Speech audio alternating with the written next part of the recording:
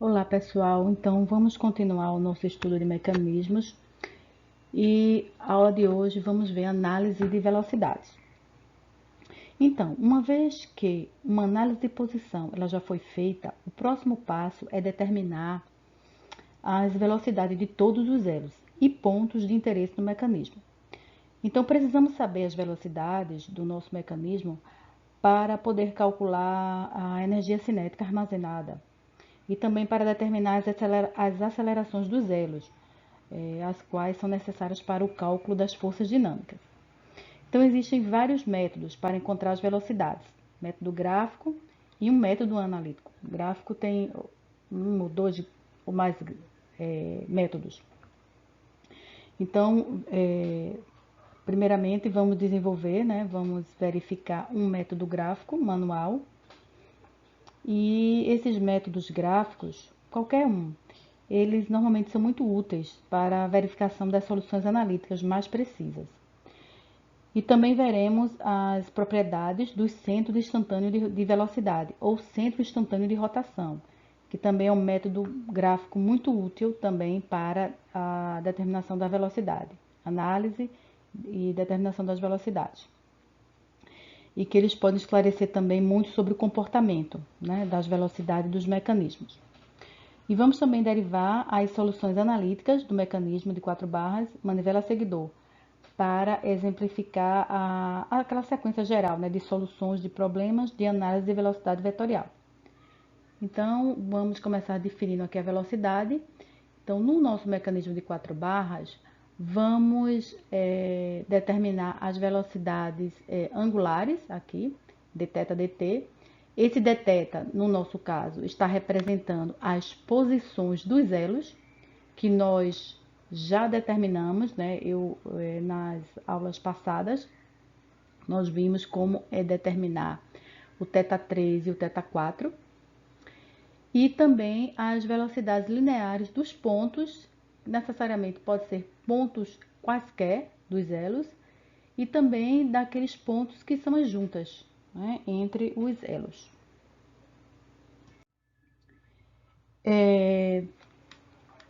Então, nessa figura 6.1, ele mostra esse elo PA aqui em rotação pura. Então, ele está pivotado aqui no ponto A e aqui tem o centro de coordenadas global, XY. Então, sua posição ela é definida pelo vetor RPA, certo? Então, o que nos interessa nesse estudo? Então, é a velocidade no ponto P, quando o elo gira com velocidade angular. Então, se representássemos o vetor de posição RPA como um número complexo na forma polar, então, e P seria o módulo do vetor. Então, aqui na 6.2. Então, derivando, encontramos VPA, encontramos aqui essa solução. E nessa 6.3, se verificarmos aqui o lado direito e compararmos aqui, esse lado direito da equação com esse lado direito aqui dessa equação, do vetor de posição, vamos notar que, devido a essa derivação, a expressão da velocidade, que foi multiplicada pelo operador J, constante. Isso provoca uma defasagem de 90 graus do vetor velocidade em relação ao vetor de posição original. A gente viu isso no capítulo 4. Então, essa rotação de 90 graus ela é positiva, ou seja, anti-horária. Certo? Entretanto, a expressão da velocidade também é multiplicada pela velocidade angular aqui. Então, essa velocidade angular ela pode ser tanto positiva quanto negativa. Então, como resultado disso, o vetor velocidade ele estará defasado de 90 graus em relação ao ângulo θ do vetor de posição, em um sentido que quem vai ditar é a velocidade, certo? Então, essa velocidade angular. Então, isso é uma verificação matemática do que a gente já viu, A gente já sabia, ou seja, a velocidade ela é sempre perpendicular ao raio de rotação, aqui ó, na figura 6.1. Então, o vetor velocidade, ele é perpendicular, aqui ó, ao raio de rotação, e ele é tangente à trajetória, tá certo? Então, aqui ó, VPA, perpendicular, aqui ó, ao centro de rotação, ok? Bem, então, nós substituímos lá na equação 6.3 as componentes, né, real e imaginária do vetor velocidade. Substituição da identidade de Euler, né? Então, tá aqui VPA, 6.4. Né? Então, nesta equação, notamos que os termos com seno e cosseno, aqui, ó, eles estão em posição trocadas entre o tempo real, né, e imaginário. O termo, na verdade, real e imaginário. Por quê? Porque devido à multiplicação pelo coeficiente J. Isso é um indício da defasagem de 90 graus do vetor velocidade em relação ao vetor de posição. Então, na figura aqui 6.2, nós temos aqui uma representação um pouco diferente, né, da anterior. Então, no caso aqui, nós temos esse bloco aqui e agora o elo, ele está pivotado aqui em A, não é isso? E ele tem uma velocidade linear VA, conhecida, que é a velocidade de translação do bloco 3.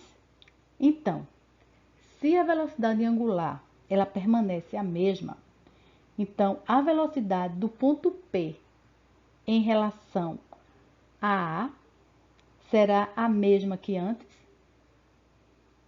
certo? Então, ela vai ser a mesma que antes, mas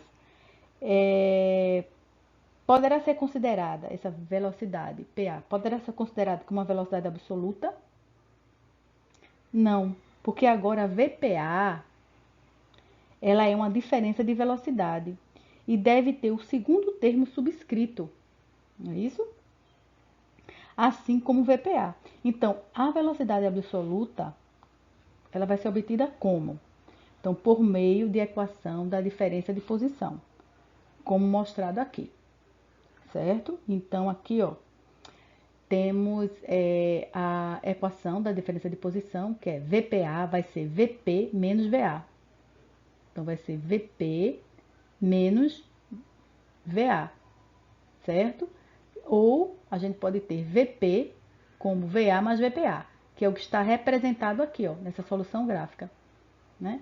VP vai ser quem? A resultante de quem? VA mais VPA, certo?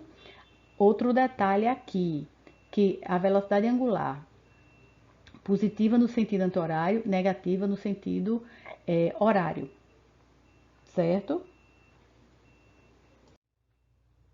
Bem, nessa figura 6.3, ela mostra dois corpos aqui, A e P.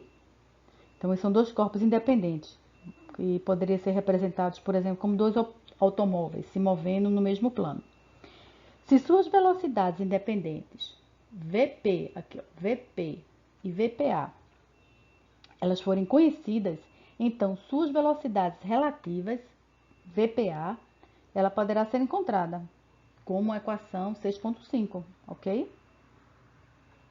Pronto, então nós temos dois casos aqui. Então, no primeiro caso, temos dois pontos no mesmo corpo, que é a diferença de velocidade, e dois pontos em corpos diferentes, que temos aqui a velocidade relativa, certo? Então, no caso aqui é a velocidade relativa. Então, nós temos que VPA aqui, ó, vai ser VP menos VA.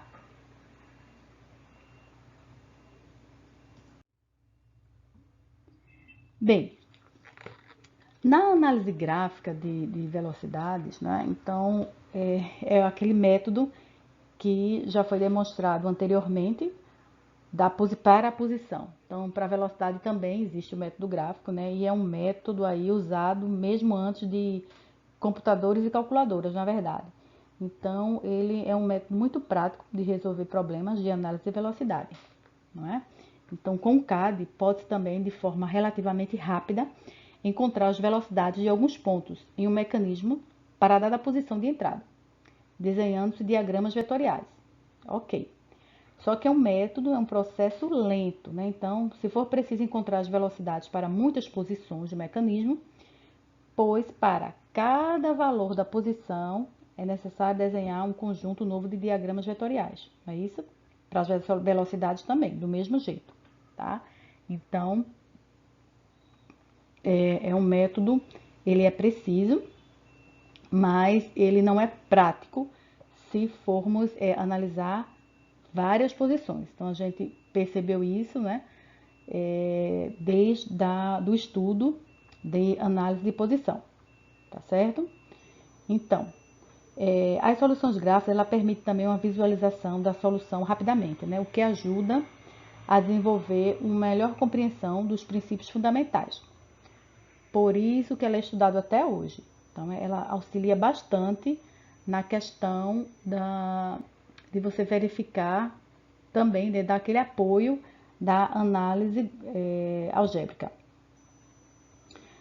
Então, para as velocidades, na análise de velocidade, vamos precisar, através dessa análise gráfica, vamos precisar de duas equações apenas, a 6.5 e a 6.7, tá certo?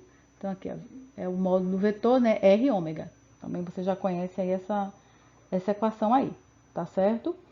Então, em uma análise gráfica, no caso 1, né, citado no slide anterior, então, a direção do vetor da equação 6.3, ela deve ser entendida como perpendicular ao raio de rotação. Então, dessa forma, se o centro de rotação ele é conhecido, então a direção do componente da velocidade ela é conhecida, devido à rotação. E seu sentido será também coerente com a velocidade angular do corpo, ou seja, a velocidade, o seu sentido será coerente de acordo com a velocidade angular do elo. Então, aqui na equação, na figura 6.4. Então, vamos entender uma solução gráfica das velocidades, né, e o mecanismo conjuntas pinadas. Então, esta figura aqui, ela mostra um mecanismo de 4 barras em uma posição particular, tá? Então, aqui nós temos os eixos globais x, y. O mecanismo de 4 barras é esse aqui. Então, aqui é um ponto qualquer do mecanismo, né? Então, ele estendeu aqui, essa parte aqui do mecanismo, do elo, na verdade, do elo 3. O que nós conhecemos são os comprimentos, mais uma vez, e conhecemos também essas posições, θ2, θ3 e θ4, né? E também é dado a velocidade angular do elo 2, então ômega 2. Nós sabemos o valor, o módulo, e sabemos também o sentido de rotação. Então, se ômega 2 ela tem essa velocidade, então o vetor, a gente sabe que tem essa direção. E nós sabemos que a velocidade do ponto A, ela vai ter exatamente, ela vai ser o quê? Perpendicular a esse eixo aqui de rotação. Tá certo? Então, queremos determinar as velocidades angulares dos elos 3 e 4. E a velocidade linear dos pontos A, B e C. VA, VB e VC. Então, o método da solução ele é válido para qualquer ponto em qualquer elo. Para resolver este problema, precisamos saber os comprimentos, como eu falei, né, dos elos e as suas posições angulares de todos os elos. E a velocidade instantânea, né, de entrada, que é o ômega 2. Então, vamos verificar aqui um passo a passo, tá certo? Para determinarmos essas velocidades. Vamos lá. O passo 1. Começar aqui com o passo 1, é a mesma figura do slide anterior, para a gente entender bem aqui. Então, primeiro, vamos começar analisando o elo que nós temos mais informações, que é o elo 2, tá certo? E é possível logo determinarmos essa velocidade aqui, né? Ou seja, o módulo do vetor Como? VA igual a o raio de rotação vezes a velocidade angular, ômega 2, ok? Então, aqui a gente já determinou a posição, o sentido do vetor e o módulo do vetor. Então, pronto, já podemos colocar ali ele numa escala qualquer, não é isso? Para desenhar os outros elos e os outros vetores e determinar essas velocidades lineares. Segundo passo, vamos desenhar o vetor velocidade VA aqui, tá? Então, com o comprimento igual ao seu módulo VA, ok. Terceiro passo. Então, vamos para algum ponto do qual nós tenhamos mais informações. Então, no que a direção da velocidade note que a direção da velocidade de B, ela é previsível desde que ele seja pivotado com rotação pura ao redor de O4. Certo? Então, aqui, ó, ponto B. Então, ele é pivotado, é o que a gente está estudando, né? É o nosso modelo. Eles são juntas pivotadas. Então, vamos partir agora para o ponto B. Prestem atenção agora. Vamos desenhar uma linha de construção, que é essa aqui, ó. PP, passando pelo ponto B e perpendicular a BO4, para representar a direção de VB, ok? Então, nós sabemos que o vetor VB, ele está aqui, ó, nesta direção. Por quê? Porque ele vai ser perpendicular, tá certo? Aqui o vetor VB, ele vai ser perpendicular a quem? A esse raio aqui de rotação, né? Em relação ao ponto aqui, O4. Tá ok, gente? Então, PP aqui, ó, primeiramente. Temos uma previsão aí, né, do sentido e direção dele. Muito bem. Vamos para o passo 4 agora. Então, qualquer equação vetorial bidimensional, ela pode ser resolvida para duas incógnitas. Então, cada termo tem dois parâmetros. Então, no caso, né, dois parâmetros, sendo elas o módulo e a direção. Então, 6 incógnitas, então nessa equação aqui, tá ok? Nós temos 6 incógnitas. Então, 2 para cada termo. Então, devemos conhecer 4 delas. Então, para poder solucionar. Então, conhecemos primeiro o módulo e a direção de VA e a direção de VB. Então, precisamos conhecer mais um termo, tá certo? Mais um termo. Então, aqui, ó, a equação vetorial da diferença de velocidade para o ponto B em relação ao ponto A. Vai ser VB, VA mais VBA. Tudo bem? Então, para o passo 5, o termo, vamos encontrar então, a gente vai precisar encontrar esse termo, né, de VBA. Então, a direção de VBA, ele representa o quê? A velocidade de B em relação a A. Se assumirmos que o elo BA ele é rígido, então não pode haver componente de VBA na direção da linha BA. Porque o ponto B ele não pode se aproximar ou se afastar do ponto A sem encolher ou esticar o elo rígido. Consequentemente, a direção de VBA ela tem que ser o quê? Perpendicular à linha BA, ok? Então, aqui, ó, nós vamos fazer isso aqui. Vamos traçar uma linha passando pelo ponto B, perpendicular a esse elo 13, a BA aqui.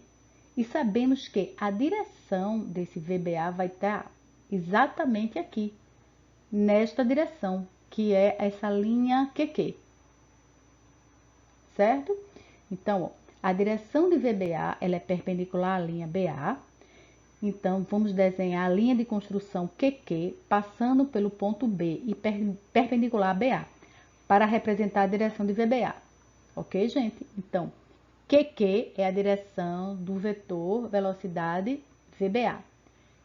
PP é a direção do vetor velocidade VB. Muito bem, passo 6.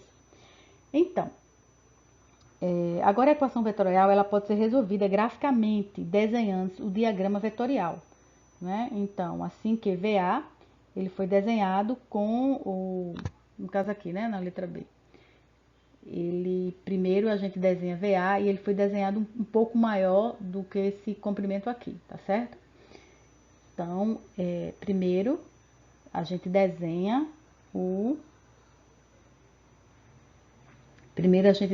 aqui o vetor VA, tá certo? Então, vamos aqui passo a passo. Desenhar o vetor VA. Ok, você já sabe o módulo e já sabe exatamente a direção dele, né? Então, tá para cá assim, ó. Então, ele tá aqui, mantendo a direção. A equação no passo 4, ele soma-se de VA mais VBA, certo? Aqui, ó, VA mais VBA. Então, desenhe uma linha paralela a QQ, passando pelo vértice de A, tá? Então, paralela a QQ, passando por quem? Pelo vértice de A, aqui, ó. Vértice de A, né? Origem e vértice. Então, ó, QQ, paralela a QQ, pelo vértice de A, aqui, ó. Pá, aqui. Então, o resultado, ou o lado esquerdo da equação, deve fechar o diagrama vetorial da origem do primeiro vetor desenhado, VA, até o vértice do último. Então, o que é que a gente vai fazer? Desenhar uma linha paralela a PP, ó. Aqui e aqui, ó. Que vai ser a partir de quem? Da origem do vetor VA. E isso vai nos dar o quê? Que a interseção dessas duas linhas QQ e PP vai nos dar os comprimentos dos vetores e fechar o polígono. Ok, pessoal? Certo? Então, os sentidos dos vetores, eles são determinados pela equação. Então, ó, VA, ele foi somado com VBA, para dar o resultado VB. Tá? Então, elas devem ser dispostas, né, com vértice com origem, né? Vértice com origem aqui. E VB é o resultado. Então, ela deve ir da origem do primeiro até o vértice do último. Pronto. Então, qual é o valor da velocidade VB? Nós já achamos, certo? Então, achamos, só é medir aqui o vetor, pronto. Achamos aí a velocidade linear do ponto B, certo? E a velocidade do ponto A também. Então, esse passo a passo é o método gráfico para você determinar essas velocidades lineares. O que é que está faltando agora? Então, esse no ponto C. Vamos continuar aqui. Então, as velocidades angulares dos elos 3 e 4, eles também podem ser calculadas pela equação 6.7 anteriormente. Tranquilo, né? Então, a velocidade angular 4, do elo 4, VB, já determinado lá anteriormente, e BO4, que é o raio de rotação, não é isso? Para ômega 3 do mesmo jeito. VBA, também já determinamos lá, no passo 6, dividido pela esse raio de rotação aqui, né? O comprimento.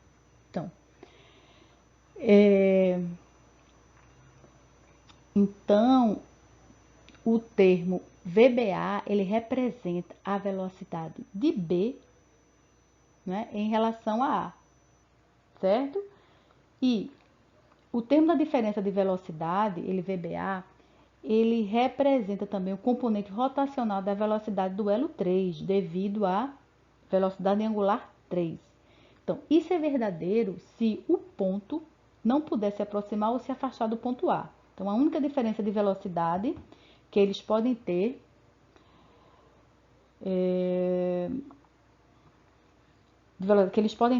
de um em relação ao outro é devido à rotação da linha, né, que os conecta. Então, você pode pensar no seguinte, que no ponto B, rodando em torno do ponto A, como um centro, ou o ponto A, na linha AB, rodando em torno do ponto B, também como centro, certo? Então, a velocidade angular de qualquer corpo, ele é um vetor, né, livre, então que ele pode ser aplicado a qualquer ponto do corpo e existe ao longo do corpo. Então, No passo 8, finalmente, nós podemos determinar a velocidade no ponto C. Então, usando a equação 6.5, vamos selecionar qualquer ponto do elo 3 para o qual conhecemos a velocidade absoluta. E temos como referência o ponto A. Então, VC vai ser VA mais VCA. Certo? Então, nesse caso, vamos calcular agora o módulo VCA. Com a equação 6.7 da mesma forma. Então, quem é VCA? Mesma forma que fizemos aqui em cima, ó. Então, ó, VCA, né? Então, vai ser o comprimento C vezes ômega 3. Então, já achamos aí o VCA. E para achar VC agora, não é? É simples, porque desde que VA e VCA eles sejam conhecidos, então o diagrama vetorial ele pode ser desenhado de maneira direta, tá? Aqui, ó. Então, VC, ele é o vetor resultante que fecha o diagrama vetorial. Então, o vetor diferença de velocidade VCA, ele vai ser o quê? Perpendicular à linha CA, certo? Então, aqui, ó, do mesmo jeito que ele fez aqui, ó, para QQ perpendicular a AB e PP perpendicular a esse vetor aqui, não é?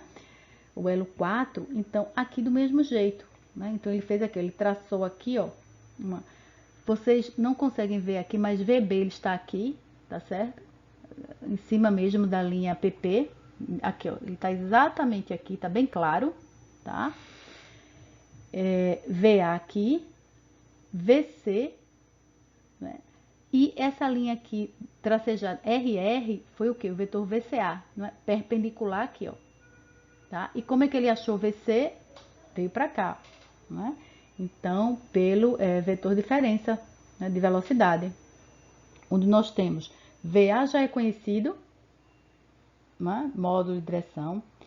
VCA nós calculamos aqui, né, no ponto 8, pronto. E por último, quando ele fechar, colocar aqui, ó, a linha tracejada RR, então vamos determinar aqui esse comprimento, ó, VC. Que é exatamente esse aqui, ó, nesse sentido e nessa direção, tá certo? Então, ó, como tem aqui, ó, VC, ele vai ser o quê? VC, né? VA mais VCA. E assim determinamos todas as velocidades lineares do mecanismo de 4 barras e também as velocidades angulares. Ok? Muito obrigada, até a próxima.